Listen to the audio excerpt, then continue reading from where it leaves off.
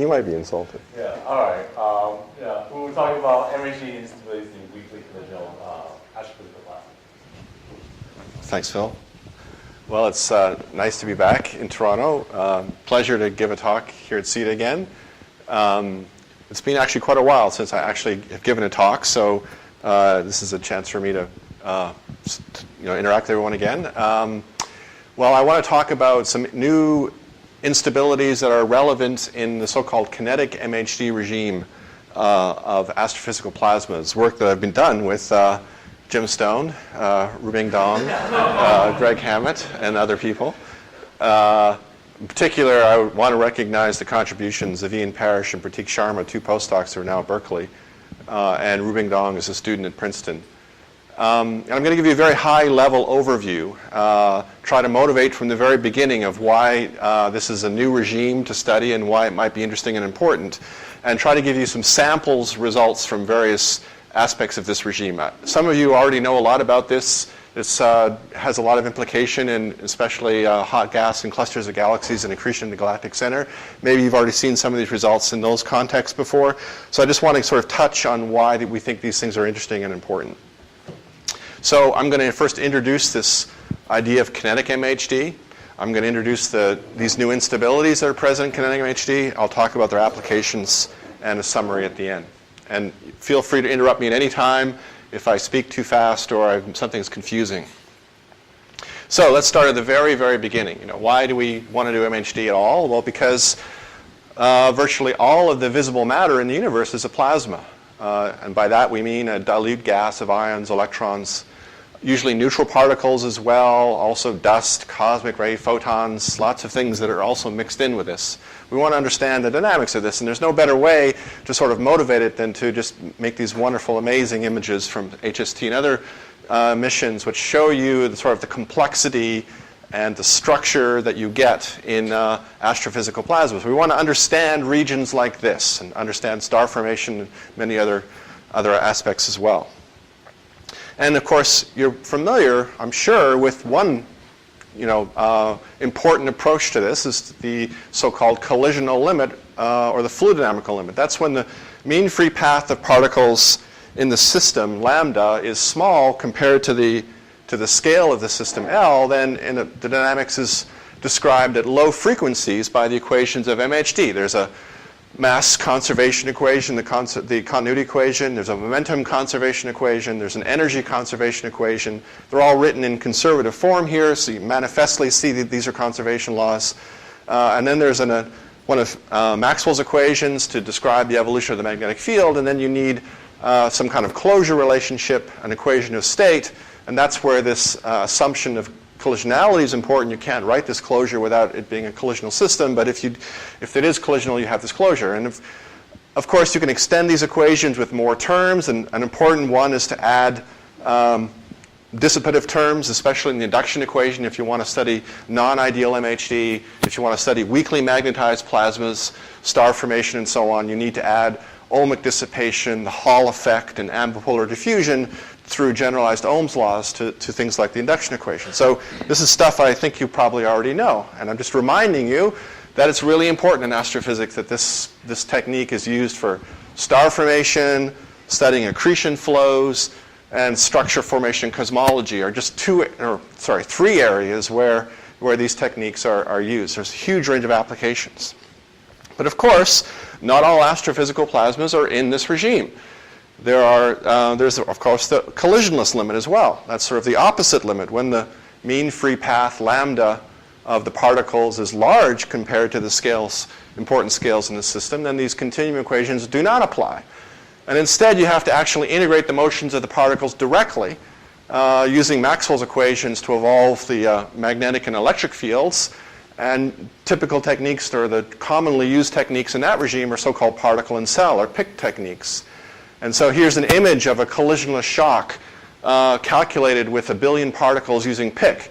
And one can study the structure and acceleration of particles as the shock wave propagates downwards into this pre-magnetized medium. So you can understand issues about non-thermal acceleration of particles, thermalization of energy and shock fronts in the collisional limit using these kind of techniques. And there's also astrophysical data which can motivate this kind of study. There's images from Chandra, for example, of Tycho's supernova remnant, where this blue thin shell of emission is due to non-thermal particles, which are the location of this collisionless shock propagating to the very diffuse interstellar medium. There's particle acceleration in this shock producing this non-thermal X-ray emission. And we can even take one-dimensional slices here and study the structure of these collisionless shocks from this data and compare it directly to PIC simulations. So there's much motivation and much importance to understanding the dynamics of plasmas in this regime. So we have the collisional limit, we have the collisionless limit, and I've introduced this and just reminded you of these limits simply because I want to tell you what's in between. There is an intermediate ground, because in a plasma there's many length scales and there's many orderings that are important. And I've only told you about two, the mean free path and the overall scale of the system. But in fact, another very important length scale of the system is the gyroradius of the particles. And so now you can order particles according to the length scale, the gyroradius, and the mean free path. So there's more to life than just the continuum fluid approximation or this collisionless plasma physics approach. There's this kinetic MHD, or the so-called long mean free path regime. That's the regime where the particle mean free path is much larger than the gyroradius of particles, but it's still the low frequency, long scale regime. That is to say, lambda is much less than the overall length in the system. So you need an ordering from gyroradius is the smallest, collision mean free path, and then finally the scale of the system. So it turns out lots of astrophysical plasmas are in this regime. They're mostly diffuse plasmas, but probably the best example, as I've mentioned already, is X-ray emitting plasma in clusters of galaxies. So here's an image of Virgo in the optical and an image of Virgo in the X-ray, and you see, true of most large, massive clusters of galaxies, there is an enormous amount of plasma, hot plasma emitting thermal X-rays now.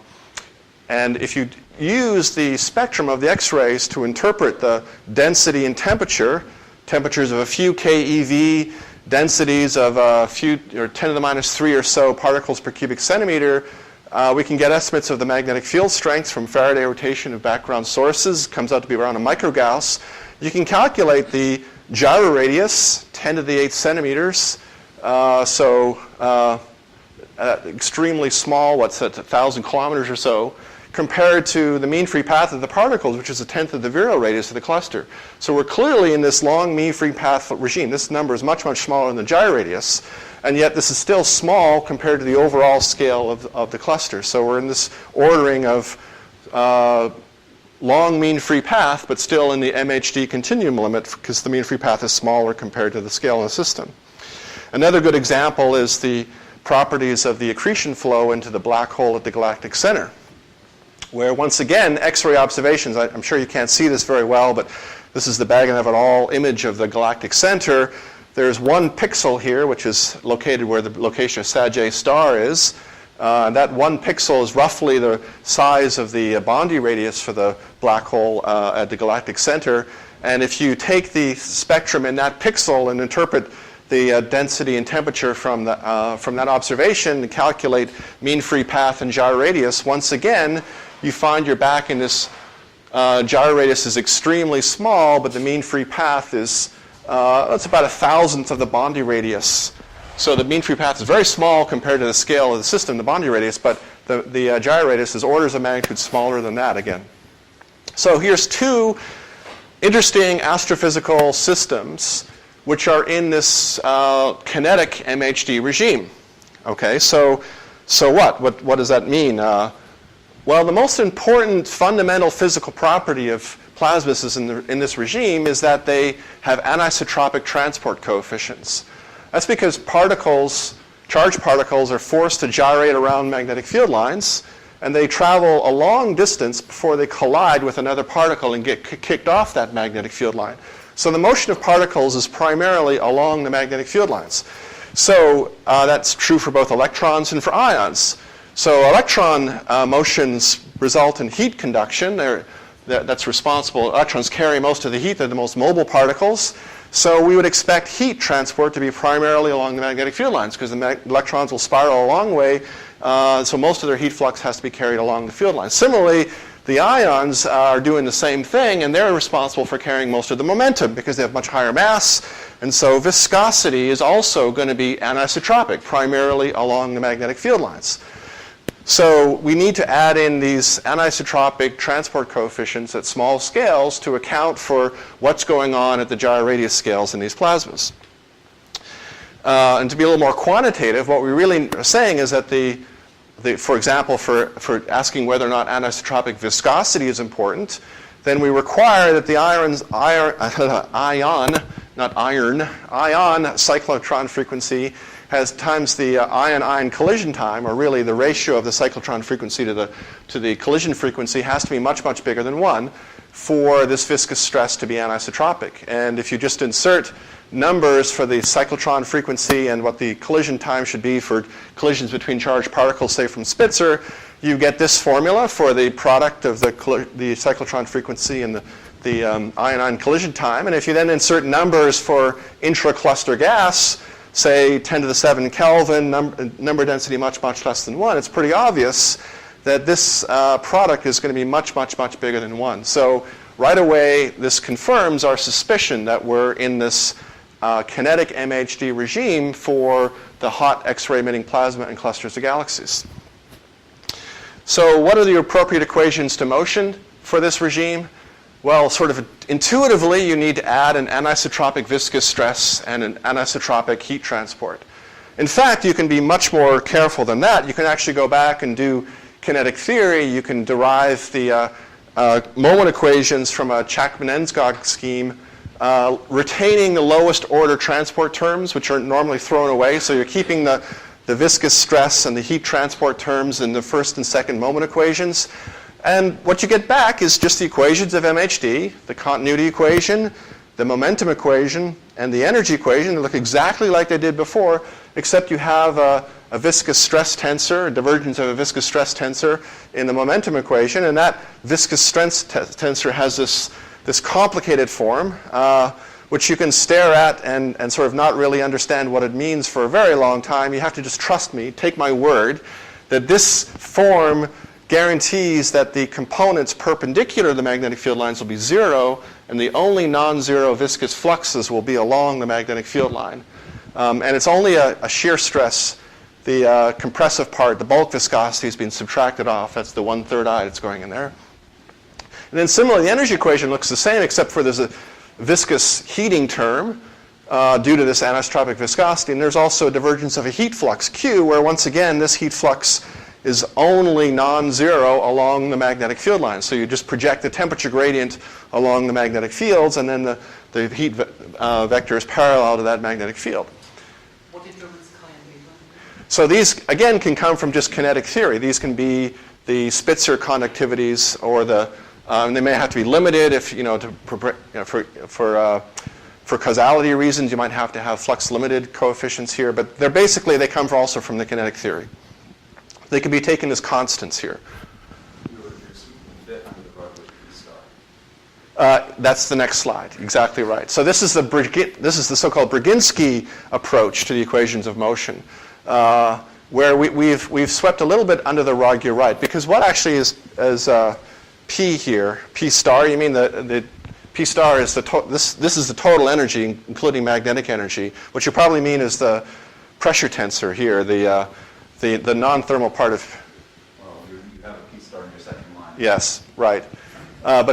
Right. So, well, let me get to the next slide, and I think that's what you're going to mean. Because, in fact, this is one approach to the equations of motion. You can also follow the Kulsrud, Chu, Golderman, Low, or CGL, or the Kruskal-Obermann kinetic MHD equations, which come from a different approach. Take the Vlasov equation, use the slow time scale assumption of MHD, the large length scale assumption.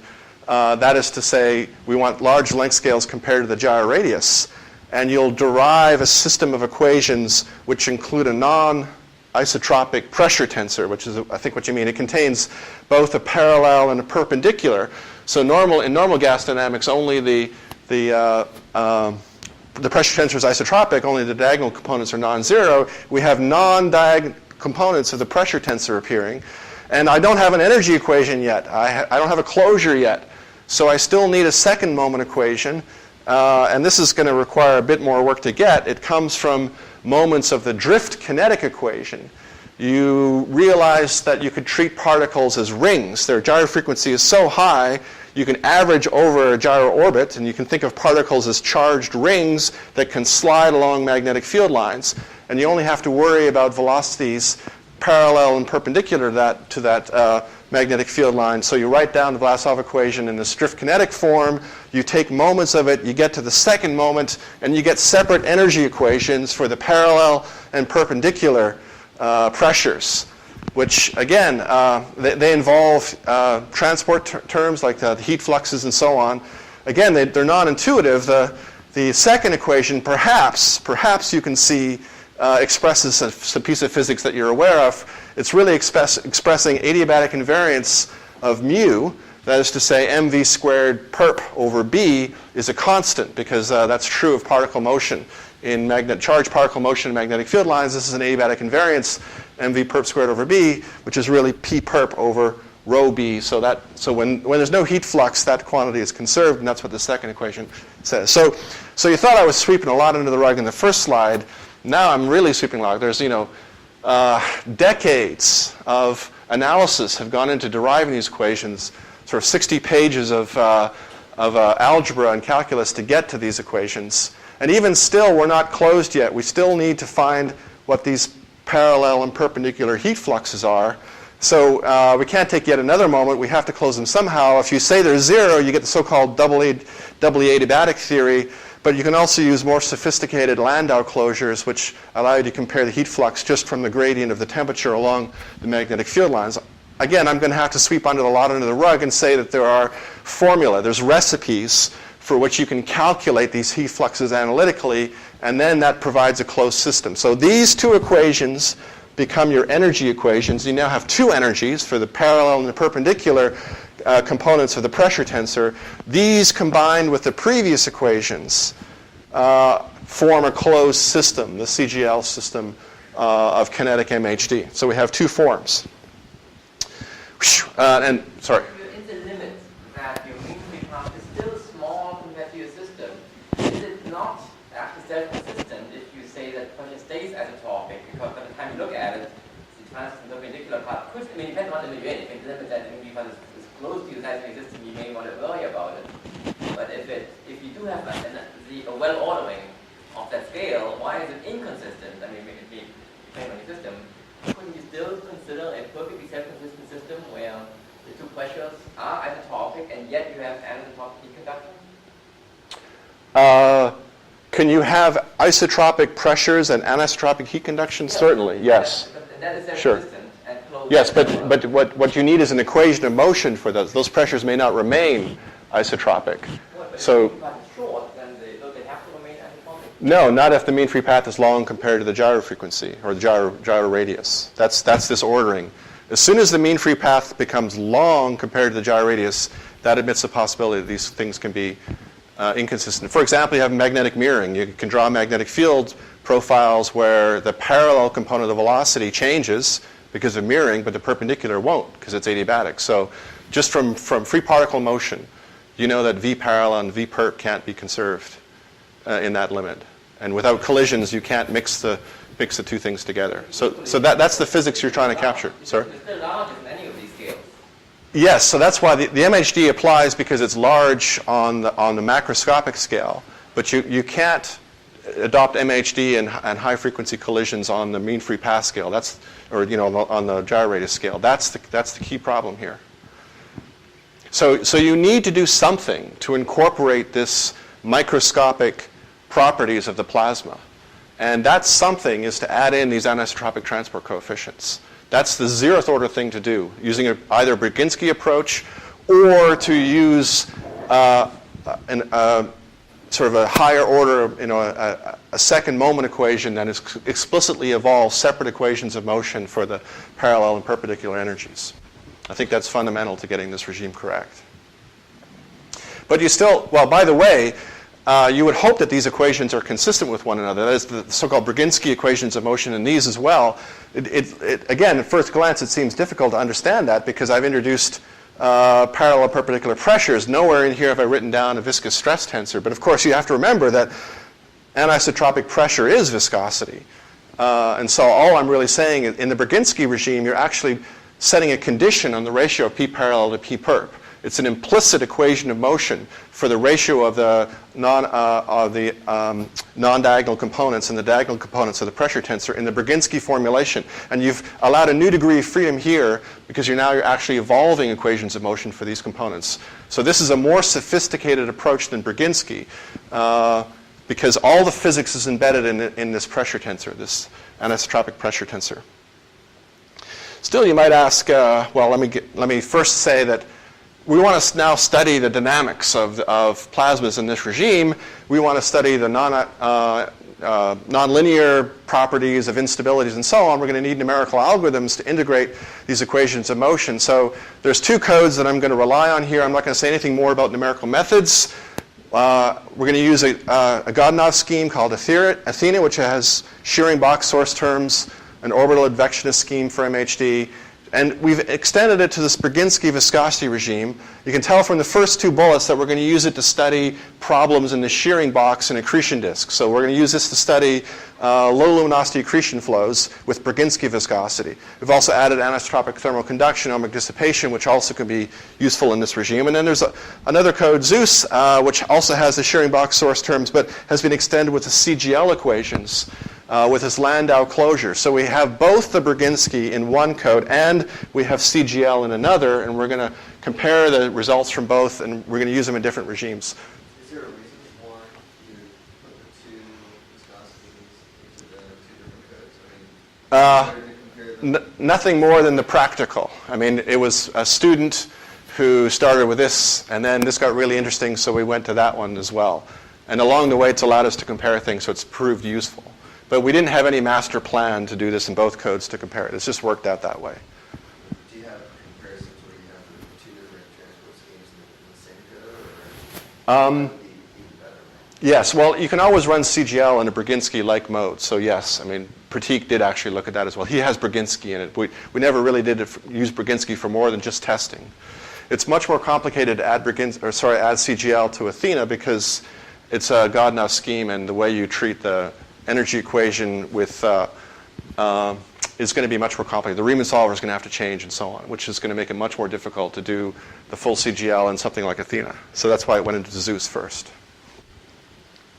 Okay, so again, you might say, well, this is all very interesting, but it's just going to make a small change. These are high Reynolds numbers flows. We expect the viscosity to be small, but that's what's surprising, and that's what's emerged in the last few years, is that that's not true, that this kinetic MHD regime produces qualitatively new effects that were not, I don't think, expected. For example, with anisotropic heat conduction, the convective instability criterion becomes a condition on the temperature gradient instead of the entropy gradient in the atmosphere. So if the temperature is decreasing with height, then that can be unstable if there's a horizontal magnetic field. If the temperature gradient is increasing with height, then that's unstable to a vertically oriented magnetic field, or any angle in between, actually. And this has been pointed out by a couple of papers by Steve Balbus and Elliot Quadert. The former is called the Magneto-thermal instability, MTI. The latter is the heat-flux-driven buoyancy instability, or HBI. I'll describe a little bit about why that is. But it doesn't stop there. With anisotropic viscosity, there's a new shear instability, the Magneto-viscous instability, MVI, which exists in Keplerian shear flows. And moreover, the growth and saturation of the MRI can be different in kinetic MHD. In fact, this MVI is sort of the low beta limit of the MRI in anisotropic viscosity. So these instabilities either don't exist or are completely different properties in collisional plasma. Fully collisional plasmas don't have these anisotropic transport coefficients. So let me explain this Magneto-thermal instability to start off. Let me just go back to graduate studies of convection, for example. So imagine a thought experiment of a stratified atmosphere in constant gravity. It's hot on the bottom, cold on the top. and it has a magnetic field, a horizontal magnetic field. And so magnetic field is parallel to isotherm, so the initial state has no heat flux anywhere in the box. And this magnetic field is extremely weak, so Lorentz forces can be ignored. We're just going to follow what happens to adiabatic perturbations to this structure. So we have constant gravity, we have ideal MHD plus anisotropic heat conduction in this case. We can set up the atmosphere such that it's stably stratified to the hydrodynamic convection. So that means to say the entropy is either constant or higher on the top than in the bottom. But that's irrelevant to the stability criteria now. It doesn't matter what the entropy profile is. It only matters what the temperature profile is. And the fact that it's hot on the bottom and cold on the top makes this convectively unstable regardless of what the entropy does. And why is that? Because if I simply perturb the fluid, I raise this piece up a little bit, some part sinks down a little bit, I have a single mode perturbation here. The stuff that rises adiabatically expands, it cools off a little bit. The stuff that sinks compresses and is squeezed and heats up a little bit. They're connected by a single magnetic field line, so that introduces a temperature gradient along the magnetic field line. Heat flows from the hot to the cold. That increases the entropy of the hot region and decreases it of the cold. This makes it buoyant. It rises up. This sinks down. That bends the magnetic field even farther, makes the gradient of the temperature projected onto the magnetic field line even larger. That increases the heat flux, and it runs away exponentially. So the fact that you transport heat along the field line changes the stability properties because you're no longer conserving entropy along the field line. Well, you're no longer conserving entropy of an individual fluid element. You're allowing for heat to be transported or exchanged between fluid elements on the same field line. Of course, without the magnetic field and isotropic conduction, these fluid elements would just oscillate stably. They wouldn't continue to rise. And you may wonder, well, what does this mean for all we learned about stellar structure? Remember, you have to be in this kinetic MHD regime where the transport is primarily along the field lines. And stellar interiors are not in that regime. They're in the fully collisional regime. The mean free path of particles is small compared to the gyro radius in stellar interiors. So this is irrelevant for the Earth's atmosphere or for stellar interiors. It's only relevant for plasmas in this kinetic MHD regime. It's interesting. If you have no magnetic field, you basically switch to the entropy gradient. And if you think about really small magnetic field there, then it immediately sort of switches, right? As a Yes, exactly. There's a bifurcation. The magnetic field here is only a conduit for the heat. It provides no restoring forces nor any destabilizing forces. So the magnetic field is strictly just, so if you take the limit as B goes to 0, you don't recover hydrodynamics. But that's actually not surprising. You don't even get that in ideal MHD anyway. So for example, the MRI, if you take the limit as B goes to 0, you don't recover Rayleigh criterion with the MRI. So that you don't get the hydro limit, I think, is interesting, but actually not surprising because you don't get it in other limits either. You may worry about, well, what about the amplitude of the conductivity? Does this only work for really high conductivities? The answer is no. You can always find an unstable wavelength which will be subject to this instability. So if you change the conductivity, you'll simply change the range of unstable wavelengths in the box. Of course, extremely long wavelengths may not be unstable, and extremely short wavelengths might be damped by viscosity or other things. But there's always going to be a range of wavelengths where this instability is going to operate. If you do what? I'm not sure anybody has included the alphane. You put in magnetic tension again. Yes, I don't know if anybody's done that actually, because the original analysis does not include the Lorentz forces. The original analysis, you can put Lorentz forces in, and that limits the cutoff on the high frequency. It's true. That's true. That's true. That's true. That's true. And so magnetic field, it sounds like you instantly would go. Yes, that's true. But if you've got a strong magnetic field, then that's also, well, you're doing MHD. It's probably, your atmosphere is now going to be a magnetostatic equilibrium, and you've already changed things anyways. As you have B goes to 0, when leaving the kinetic regime. As B goes to 0, yes. You always have to make sure you have this right ordering. As B goes to 0, you're changing the gyro radius, and so you will leave the kinetic regime because you'll get gyro radius which is comparable to the system size, and then that's going to limit you. So you always have to be careful with all these potential limits. The point is that there is a regime of parameter space, an interesting regime of parameter space where this is going on.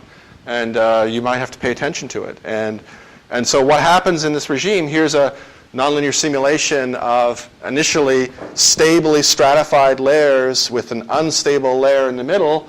And you can see it in 3 dimensions. You get sustained vigorous convection. So here's the stably stratified layers. This is a region with horizontal magnetic field initially. It's unstable to the MTI, and you let it go, and it just bubbles and boils away. The magnetic field lines become nearly vertical, or at least strongly perturbed to the vertical, so there's a significant amount of conductive flux in the nonlinear regime.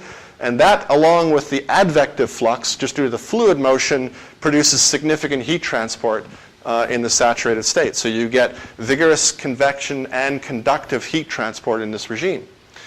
So that's interesting. I mean, the ideas of hydrostatic or convective stability change completely in this regime, this kinetic MHD regime. Question?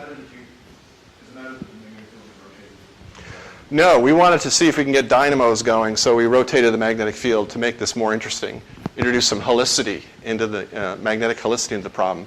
But I think that's irrelevant to the overall. You want to get turbulence that way. If you just have a pure magnetic field and if you had a single mode, you just get plane waves. You get single modes that produce here. So we're trying to break that up. So that's one. Okay, well that's kind of interesting, but it doesn't stop there. Here's another whole new classes of instabilities, this heat flux buoyancy instability. So the MTI works when the magnetic field's horizontal. If I now bend the magnetic field vertical, then the MTI won't operate. But instead, with a vertical magnetic field, an increasing temperature gradient becomes unstable. That's the case where the initial equilibrium state has hot on the top and cold on the bottom with the vertical magnetic field. In this equilibrium state, there is a heat flux now. In the MTI, there wasn't. In this case, there's a heat flux, a net flux going from the hot down to the cold region. And then it turns out if you do small amplitude linear perturbations of this equilibrium state, you find that they grow exponentially and the magnetic field is distorted by the HBI. Why? Because you add a perturbation with the wave number off from the vertical, and it introduces regions where the magnetic field lines are converging.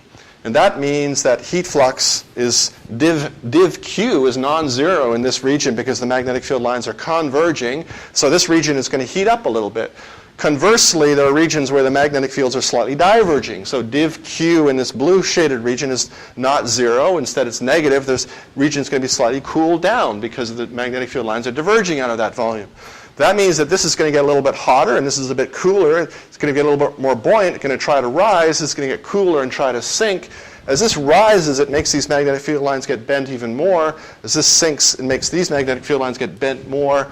And that, in turn, increases the divergence of Q, which makes the heating and cooling rates diverge, and they run away. And so what happens, well, that was the second frame of a nonlinear simulation, starting from this equilibrium state, where you can't even see the perturbations. They were so small amplitude. This is at the end of the linear phase. And then in the nonlinear regime, it happens, these buoyantly rises and sinks until the magnetic field lines gets compressed into these horizontal layers, at which point the heat flux is shut off. Because the magnetic field line is no longer projected along the temperature gradient, there is no heat flux anymore, and so you shut off the instability. The free energy is the heat flux itself. You shut that off, you shut off the instability. So the mnemonic for this is that heat moves inward as slowly as possible and outward as quickly as possible. They shut off the instabilities as such that It would seem that way, right? I mean, so now you're sort of, I think, leaping ahead as to what this all means, and I think that might be one way to say it. Another way to say it is that any vertical temperature gradient becomes convectively unstable. If the temperature gradient is increasing with height, or a temperature is increasing with height, then you have this HBI. If it's decreasing with height, you have MTI. No matter what you do, atmospheres in this regime are unstable unless the temperature is constant with height. Another way to say it. So that's also very surprising. Not normally what you expect for convection in hydrodynamic plasmas. And we're not done yet because there's this magneto-viscous instability. Let me pull another one out of the hat. How to explain the magneto-viscous instability? Well, in fact, the best way to explain it is to explain it exactly the same way I would explain the magnetorotational instability, the MRI. You've probably heard of that before, and you may already have an intuitive understanding for it. And that intuitive understanding, I think, translates directly into understanding this MVI. So how do I explain it? Well, take a Keplerian accretion disk. This picture actually comes from a direct numerical simulation of the MRI in a global geometry. Imagine extracting out a little two-dimensional poloidal slice of the flow, and imagine a vertical field line in that poloidal slice. So here's the two-dimensional picture of RZ, and here's my magnetic field line. Imagine now perturbing it radially. And then look down on the box from the top. So look down on the disk. Well, what I see, here's my slice, and it's co-rotating at the location of the center of the slice. And here's the two fluid elements I perturbed radially. But the one that goes inwards to a smaller radius has too much angular momentum for the inner radius, so it leaps ahead a little bit. It goes at a larger angular velocity than co-rotation in that region. The fluid element that moves outward radially has too little angular momentum. It slows down a little bit. It falls behind the flow at that radius. That introduces an azimuthal shear between the two fluid elements, and that is connected by a spring, the magnetic tension, the Lorentz forces that connect these two fluid elements. They're the two fluid elements that are attached to the peaks of this perturbation. This spring is transporting angular momentum. It's trying to pull this one back and pull this one forward. That's exactly the wrong thing to do in orbital flow, because pulling this back amounts to removing angular momentum, which makes it fall to a lower orbit and move even faster. This one goes to a larger orbit and moves even slower. The stretch extends, and then this tension gets larger, it runs away. And I didn't tell you what the spring was. Well, I did. I said it was Lorentz forces. But in fact, it could be viscous transport. The MVI is precisely this mechanism, except rather than magnetic tension operating between the two fluid elements, it's viscous transport along the magnetic field lines. Due to the shear of the azimuthal velocity along the magnetic field, there'll be a viscous flux. That's just like the spring, and it will run away in the same way that the magnetic tension force ran away. And so even when the magnetic field is vanishingly weak, when there's no Lorentz forces of any significance, if you have anisotropic viscosity, there'll be unstable wavelengths which are subject to this MVI, which will produce who knows what, but probably angular momentum transport and turbulence. So it turns out you can do a linear analysis of this instability, this kinetic MRI, and calculate the growth rate normalized to the orbital frequency versus wave number. The standard MHD case is this dashed line. That's the dispersion relation for the MRI in ideal MHD. And you can see that, remarkably, the MVI has a faster growth rate than does the MRI. And it peaks at a very small k. So the long wavelength modes are preferred in this case. But at every wave number, the MVI has a higher growth rate than the MRI. And you can see the beta. This is the energy in the vertical magnetic field, beta z, can be extremely small, 10 to the 8, or extremely big, I should say, extremely weak magnetic fields, and you have very significant growth rates for this instability. So this is just as important as the MRI in very high beta plasmas in this kinetic MHD regime. So what does this all mean? So I've introduced this kinetic MHD regime.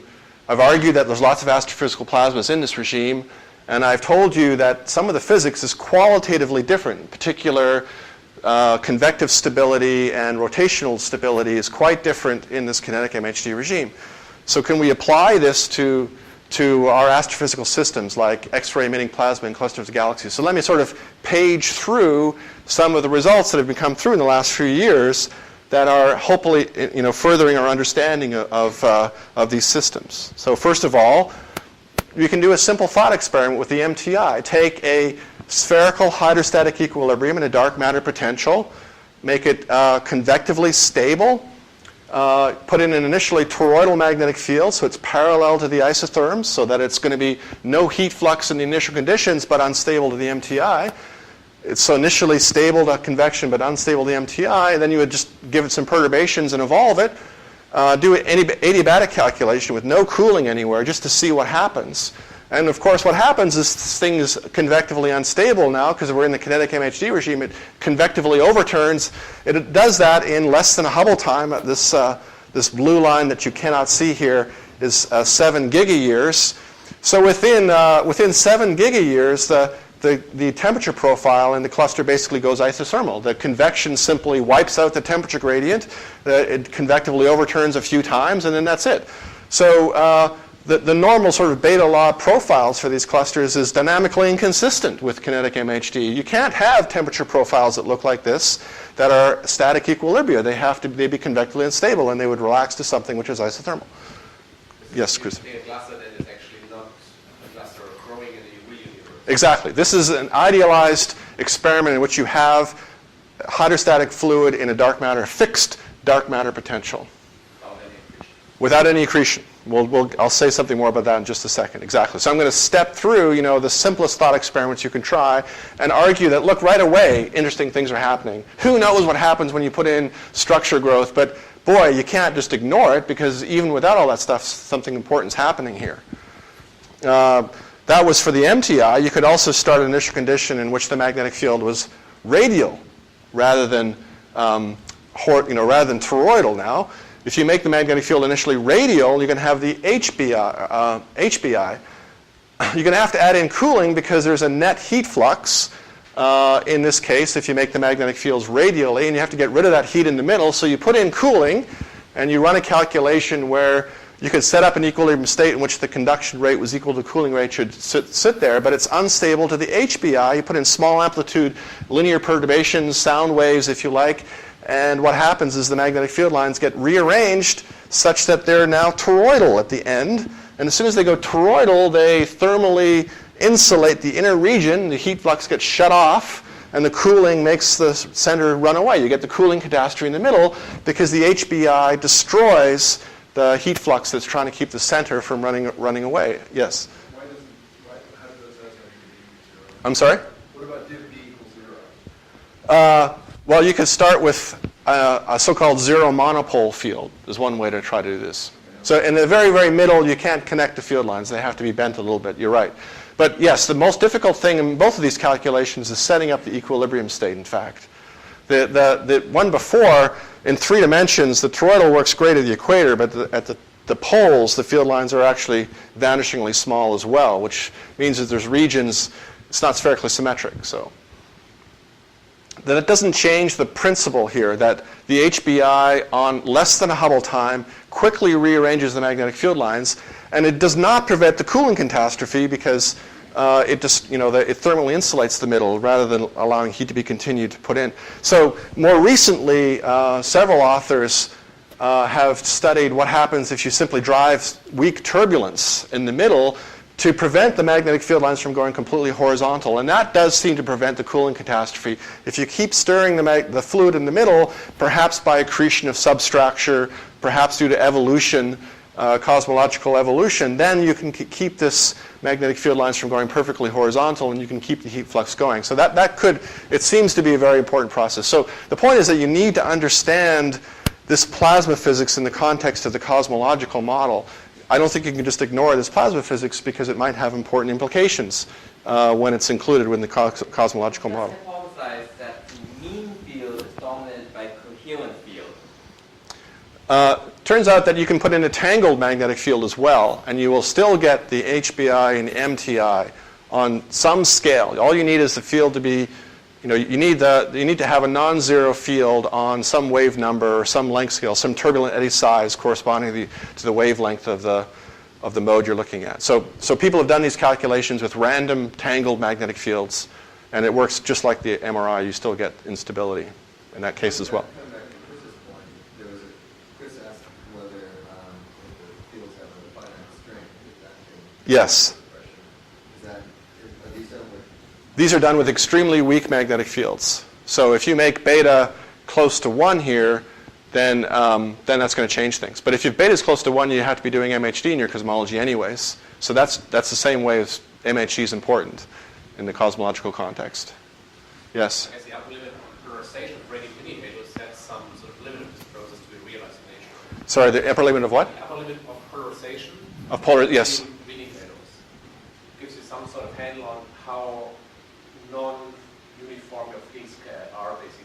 Right. And that will sort of, set any sort of limit to the applicability.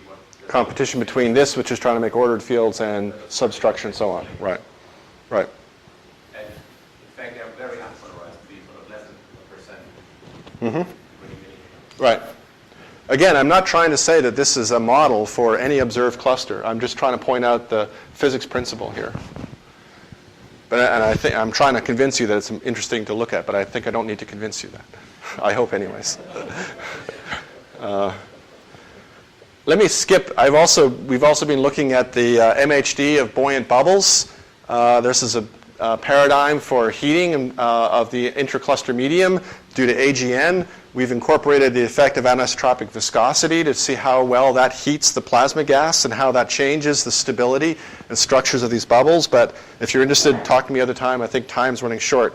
And I want to run on to these non-radiative accretion flows, where I can do the same thing over again. I can ask, what is the implication of these instabilities into what we understand about accretion flows in this kinetic MHD regime? And the answer is there's a lot of implications. For example, at large radii, roughly the Bondi radius in the accretion flow, the MTI growth time, this solid line, is smaller than the inflow time, this dashed line, for the Bondi solution. So the MTI has enough time to grow nonlinear during the infall phase in the Bondi solution. So what happens when you calculate the structure of a Bondi flow with an extremely weak magnetic field and anisotropic thermal conduction? It turns into that. It no longer remains a spherically symmetric inflow solution anymore. This is a slice in the poloidal plane of a spherically symmetric inflow. And the MTI has produced convective eddies of order a few times the Bondi radius, which greatly amplifies the magnetic field and produces an anisotropic or inhomogeneous inflow pattern. It doesn't change the overall angle averaged mass accretion rate. It doesn't shut off accretion, but what it does do is introduce strong perturbations in the magnetic field strength and inflow velocity, which will continue to get amplified as it gets geometrically compressed as it goes down 5 orders of magnitude in length scales to get down to the Schwarzschild radius. So there's no doubt that the plasma accreting onto the black hole is going to have absolutely enormous fluctuations in it, introduced by potential by this MTI at large scales, if this is just like Bondi flow solution like this. What's the color mean? The color is the amplitude of the magnetic energy in one case where the MTI is present, and one case where the MTI is not present.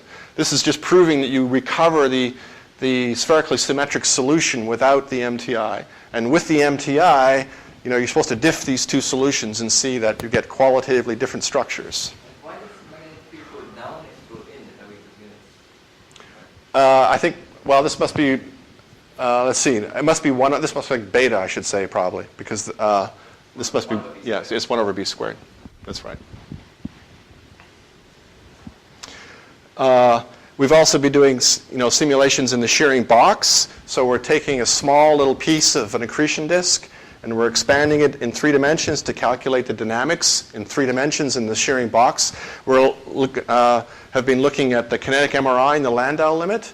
So this is the case where we're solving the CGL equations in the shearing-box. We have separate equations of motion for the parallel and perpendicular pressure, and we're studying the growth and saturation of the MRI in that circumstance. This is plots of the magnetic energy versus time, and it's saturating and producing large amplitude fluctuations in the turbulent state at amplitudes that are very similar to what you get with just the MRI. The magnetic energy, the beta value is between 10 and 100 in the saturated state, which is just what you get in simulations in ideal MHD of the MRI. But what's different is that there's a contribution, a very significant contribution from the anisotropic stress tensor to the overall angular momentum transport rate. That is to say, delta P over P, the fluctuations in the pressure tensor, are of the same amplitude, about 10 to the minus 1 to 10 to the minus 2, of the Maxwell stress, the BR, B phi you get from the MRI. So the PR, P phi, the anisotropic stress that's associated with angular momentum transport, is just as big as the anisotropic Maxwell tensor, which is producing angular momentum transport. So you potentially increase the angular momentum transport in the kinetic MRI in this Landau limit. Even more important, I think, is a calculation that Pratik did, in which he studied electrons and ions separately. He had a two-fluid calculation in which he evolved equations of motion for electrons and ions separately. That way they could have different temperatures. And they were only coupled through the magnetic field. They felt each other through the effect of the tangled magnetic field. The ions carried all the momentum and the electrons carried all the heat. And what's remarkable is that no matter what the ratio of the ion to electron temperature he starts with, could be extremely high, 10 to the 4. So the ions are 10 to the 4 the temperature of the electrons. Because of the MRI turbulence and because of the work done by the viscous stress on the electrons, it quickly heats them up so that the ion electron temperature saturates after 20 orbits at around 100. It drops by almost 2 orders of magnitude.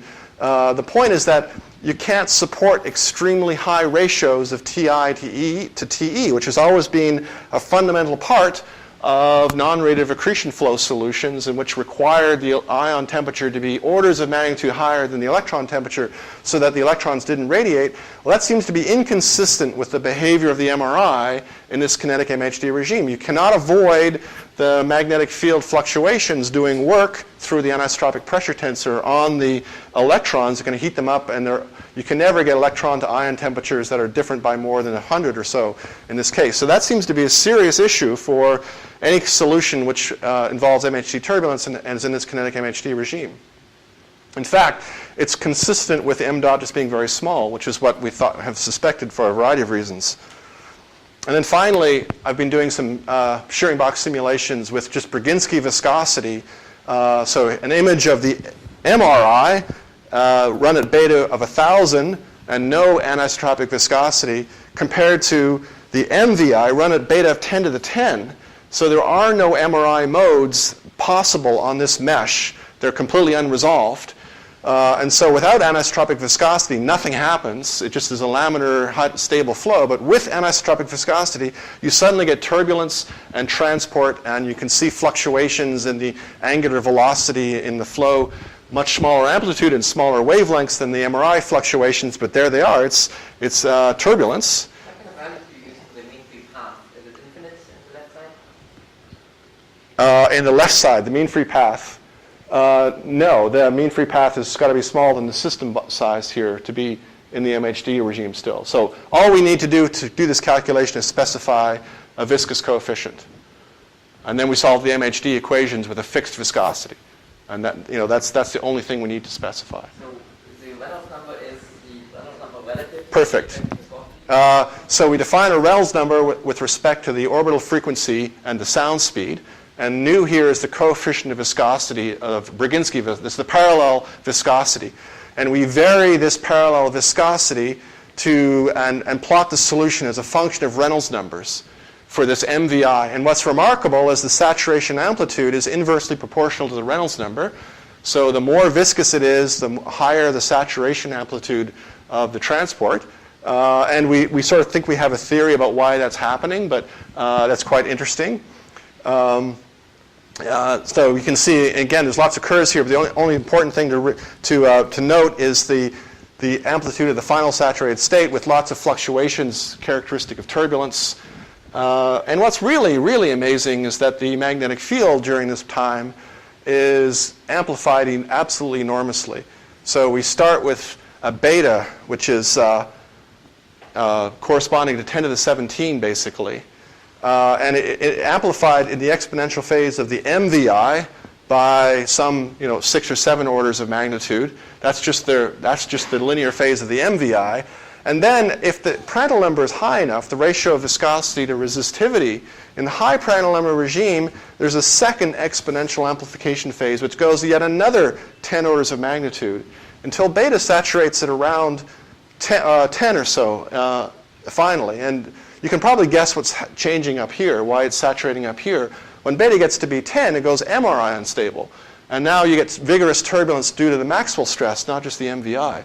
The point is that you can start from arbitrarily small magnetic fields, say 10 to the minus 20 Gauss, like you get from various cosmological scenarios. And within only 70 orbits or 70 dynamical times, you can amplify that up to beta 10 or so. Via these processes. So there seems to be very strong evidence for a high Prandtl number dynamo operating driven by the turbulence associated with the MVI which is kind of interesting. It might have implications for field generation in protogalaxies and galaxy formation, because it's a very, very rapid exponential amplification of magnetic fields due to kinetic MHD effects in this regime. I mean, to get your B up exponentially, in your shearing box, B average is conserved and close to zero, meaning that this is only due to the reversal of the field Yes. in the box. Right.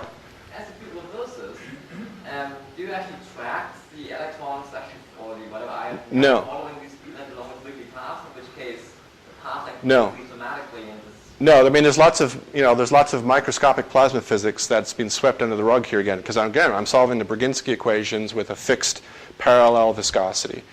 So there's much interest and concern about, I mean, I've also not told you about microscopic instabilities like fire hose and mirror modes, which actually are present in the calculations. That's one of our test problems, is to make sure we can reproduce these instabilities. And what role they're playing in addition to the MVI here remains to be seen. I'm just sort of giving you a proof of principle.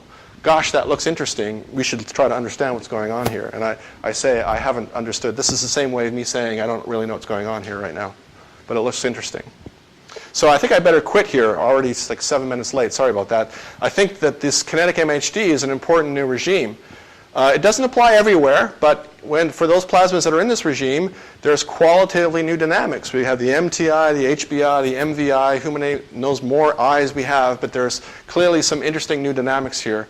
And it's important in two, obviously, situations. One is the intercluster gas, and the other is diffuse non-radiative accretion flow. So I think you'll see a lot more application of these instabilities to this regime in the future.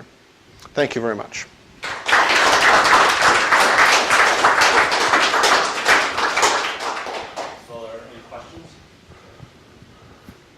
What about with stellar atmospheres? Are there stellar atmospheres that exist in the right regime?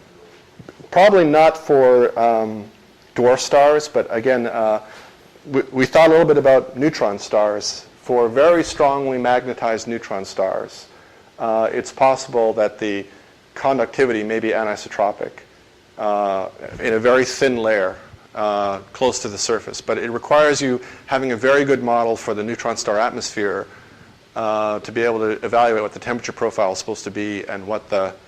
And I haven't pursued this because this is a very exotic regime to me, and there might be other physics going on. When you have magnetic fields that are strong enough to make the conductivity anisotropic, there may be other things that are also becoming important. So, sorry?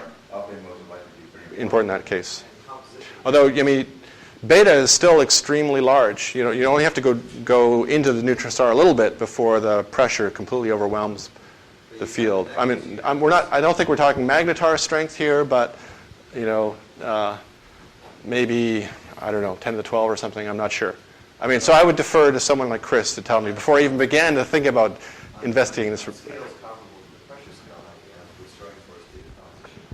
That's another issue, exactly. You need to know the composition gradients in that circumstance. So the short answer is no, I'm not aware of any compelling applications to stellar atmospheres. So I actually did some work. All right, with Elliott, right? In the limit, Braginskii limit, where it's weakly anisotropic, you can go to a small field, right? And it works great for neutron stars if there's no composition gradient. okay, The moment you have composition gradient, kills it. you're home. Okay. Yeah, because you're basically fighting KT over M over E Fermi relative to E Fermi. Mm-hmm. So when I said stellar atmospheres, I didn't mean stellar interiors. And then Right, corona and so on. Yeah. But And so what is it about that?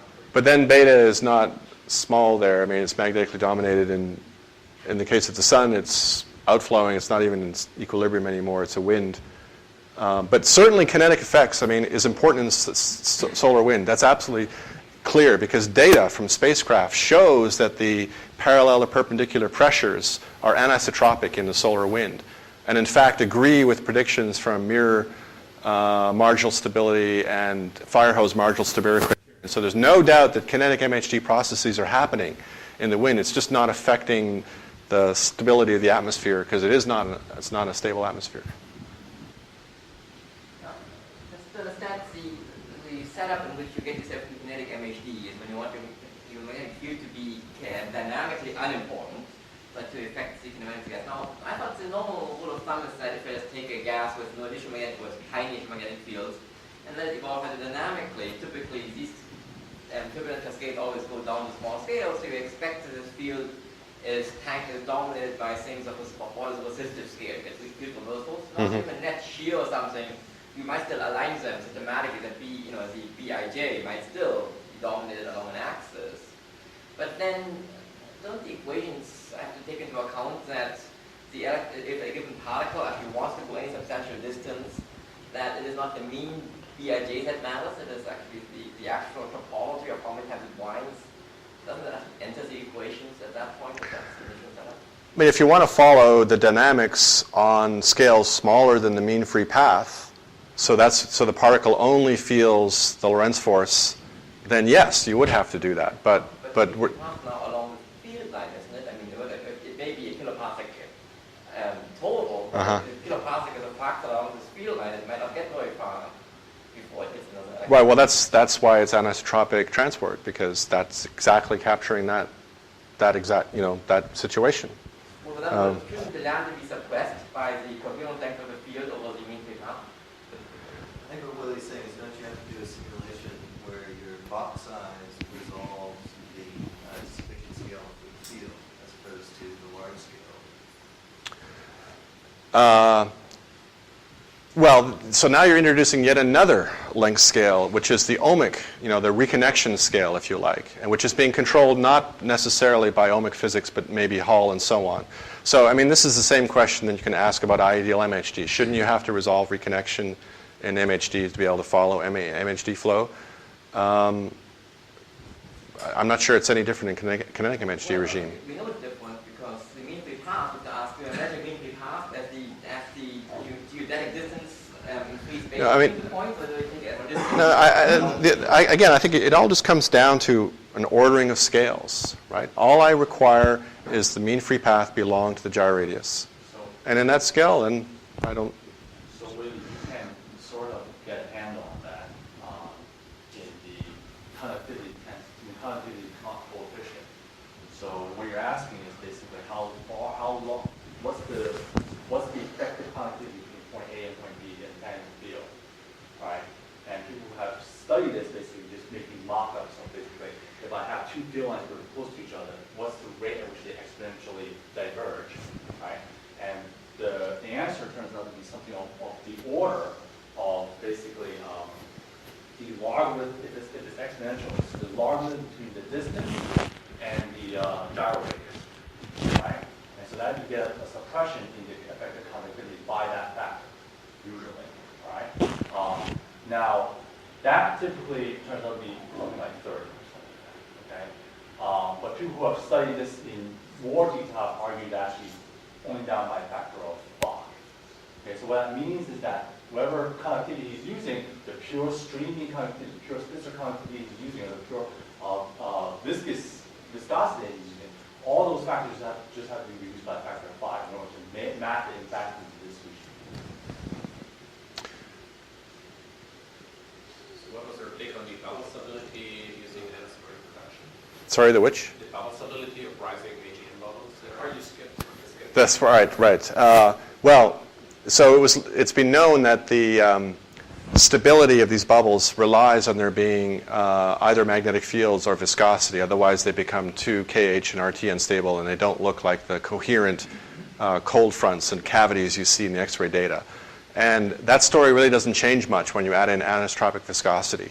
The resulting dynamics of the bubble look quite similar to the isotropic case. And so that's reassuring because the isotropic isotropic viscosity calculations that were done were in some sense inconsistent with the kinetic MHD regime that we think that these bubbles should be in. So when you do the appropriate treatment of the microscopic transport in the kinetic MHD regime, you preserve the result that the bubbles have nice coherent shapes, you get nice cavities and cold fronts in the kinetic MHD regime with anisotropic viscosity. So there's a lot of parameters in the calculation. You don't know the magnetic field geometries. So, and anisotropic viscosity, of course, depends upon that. You also don't know the magnetic field strengths, so you're mixing MHD and anisotropic transport when you're doing the kinetic MHD case. But for the wide range of parameter space, it produces things that look very reminiscent of the observation. So that's reassuring.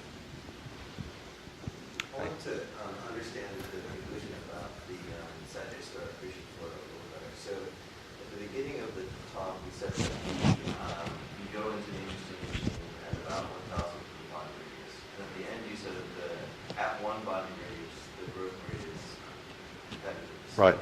Sorry, I think I misspoke at the beginning then, because the mean free path is about 1,000th of the Bondi radius. So that tells you you're in this MHD regime. That is to say, the mean free path is small compared to the interesting length scale in the system. So I was just trying to justify, again, this ordering of scales. Gyro radius is smaller than the mean free path. Mean free path is smaller than the Bondi radius. So you're in kinetic MHD. You're not in a fully collisionless plasma physics regime. Of course, at very small scales, at the Schwarzschild radius, which is 10 to the minus 5 of the Bondi radius, then you are in trouble, because now mean free paths are comparable to the Schwarzschild radius, and you probably shouldn't be doing kinetic MHD there. You should probably be doing plasma physics, collisionless plasma physics. So it's not quite clear what's going on in the last, 100 Schwarzschild radii or so. That's an important thing to worry about, actually.